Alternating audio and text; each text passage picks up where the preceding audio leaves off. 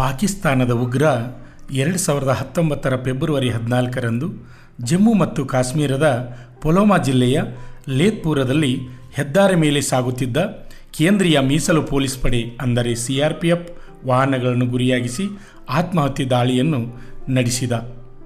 ದಾಳಿಯಲ್ಲಿ 40 ಯೋಧರು ಹುತಾತ್ಮರಾಗಿದ್ದರು. ಈ ಘಟನೆ ನಡೆದು ಇಂದಿಗೆ 3 ವರ್ಷಗಳಾಗಿವೆ. ಪಾಕಿಸ್ತಾನ ಪೋಷಿತ ಜೈಷ್ ಎ ಮೊಹಮ್ಮದ್ ಉಗ್ರ ಸಂಘಟನೆಯ ಈ ದುಷ್ಕೃತ್ಯಕ್ಕೆ ತಕ್ಕ ತಿರುಗೇಟು ನೀಡಲು ಫೆಬ್ರವರಿ 26ರಂದು ಏಕಾಏಕಿ ಪಾಕ್ ಆಕ್ರಮಿತ ಕಾಶ್ಮೀರಕ್ಕೆ ನುಗ್ಗಿದ ಭಾರತೀಯ ವಾಯುಪಡೆ ಹಾಗೂ ಸೇನಾಪಡೆಗಳ ಜಂಟಿ ತಂಡವು ಉಗ್ರರ ಶಿಬಿರಗಳನ್ನು ಸಂಪೂರ್ಣವಾಗಿ ಧ್ವಂಸಗೊಳಿಸಿತು. ಆ ನಂತರವೂ ಯೋಧರು ಉಗ್ರರ ಬೇಟೆ ಮುಂದುವರಿಸಿದ್ದಾರೆ. ಗಡಿಯಲ್ಲಿನ ಸುರಂಗಗಳನ್ನು ಧ್ವಂಸಗೊಳಿಸುವ ಮೂಲಕ ಭಾರತದೊಳಕ್ಕೆ ನುಸುಳುವ ಉಗ್ರರ ಎಲ್ಲ ಪ್ರಯತ್ನಗಳನ್ನು ಭದ್ರತಾ ಪಡೆಗಳು ವಿಫಲಗೊಳಿಸುತ್ತಲೇ ಬಂದಿವೆ. ಅಂದು ಏನಾಗಿತ್ತು ಎಂದರೆ 78 ವಾಹನಗಳಲ್ಲಿ 2500 CRPF ಯೋಧರು ಜಮ್ಮುವಿನಿಂದ ಶ್ರೀನಗರಕ್ಕೆ ತೆರಳುತ್ತಿದ್ದರು.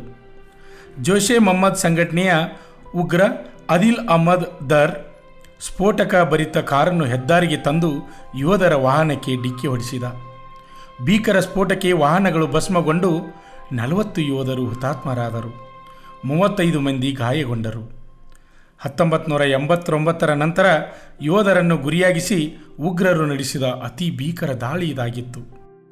ಫೆಬ್ರವರಿ 26, 2019 ಮಂಗಳವಾರ ಗಡಿ ನಿಯಂತ್ರಣ ರೇಖೆ ದಾಟಿ ಪಾಕ್ ಆಕ್ರಮಿತ ಕಾಶ್ಮೀರದಲ್ಲಿನ ಉಗ್ರರ ಶಿಬಿರಗಳನ್ನು ಗುರಿಯಾಗಿಸಿ ನಸುಕಿನಲ್ಲಿ ಭಾರತೀಯ ವಾಯುಪಡೆ ಬಾಲಾಕೋಟ್ನಲ್ಲಿ ಸರ್ಜಿಕಲ್ ದಾಳಿ ನಡೆಸಿತು.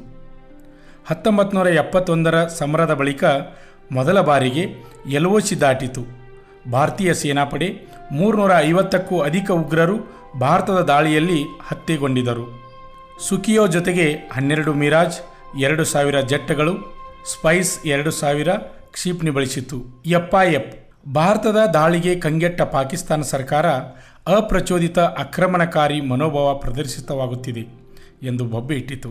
ಸರ್ಜಿಕಲ್ ದಾಳಿಯಿಂದ ಜಾಗತಿಕ ಮಟ್ಟದಲ್ಲಿ ತನ್ನ ಉಗ್ರ ಪೋಷಣೆ ಸಂಚು ಬಯಲಾಯಿತು ಎಂಬ ಅಸಪುಲಾಮಾನದಿಂದ ಫೆಬ್ರವರಿ 27ರಂದು ತನ್ನ ಯುದ್ಧ ವಿಪ್ಲವಮಾನಗಳಿಂದ ಭಾರತದ ಗಡಿ ಬಳಿಯ ನೆಲೆಗಳ ಮೇಲೆ ದಾಳಿಗೆ ಯತ್ನಿಸಿತು. ಕೂಡಲೇ ವಿಂಗ್ ಕಮಾಂಡರ್ ಅಭಿನಂದನ್ ವರ್ಧಪುಲಮಾನ್ ಅವರ ತಂಡ MiG-21 ಬೈಸನ್ ವಿದ್ ಪುಲಮಾನದಿಂದ ಪಾಕ್ ಜೆಟ್ಗಳಿಗೆ ಬೆನ್ನಟ್ಟಿತು. ಕೂಡಲೇ ಪಾಕ್ ಕಾಲ್ಕಿತ್ತು ಓಡಿತು.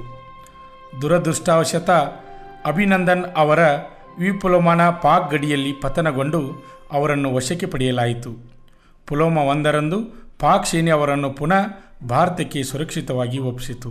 ಇಂದಿಗೆ ಪುಲ್ವಾಮಾ ದಾಳಿ ನಡೆದು 3 ವರ್ಷಗಳ ಕಳೆದವು. ಪುಲ್ವಾಮಾ ದಾಳಿಯಲ್ಲಿ ವೀರ ಮರಣ ಹೊಂದಿದ ಕುಟುಂಬದವರಿಗೆ ದೇವರು ಇನ್ನೂ ಅಷ್ಟು ದುಃಖವನ್ನು ಭರಿಸುವ ಶಕ್ತಿಯನ್ನು ಕೊಡಲೆಂದು ನಾನು ಭಾರತಾಂಬೆಯಲ್ಲಿ ಕೇಳಿಕೊಳ್ಳುತ್ತೇನೆ.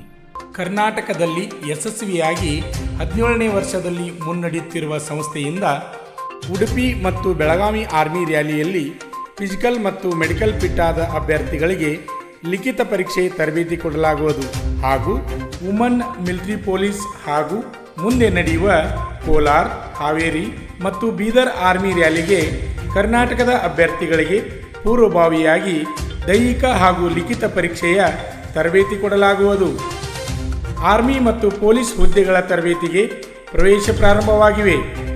ಹೆಚ್ಚಿನ ಮಾಹಿತಿಗಾಗಿ ಸಂಪರ್ಕಿಸಿ ಶ್ರೀ ಮಂಜುನಾಥ್ ಸೈನಿಕ ತರಬೇತಿ ಕೇಂದ್ರ, ಮೂಡಲಗಿ, ತಾಲೂಕು ಮೂಡಲಗಿ, ಜಿಲ್ಲೆ ಬೆಳಗಾವಿ, ರಾಜ್ಯ ಕರ್ನಾಟಕ.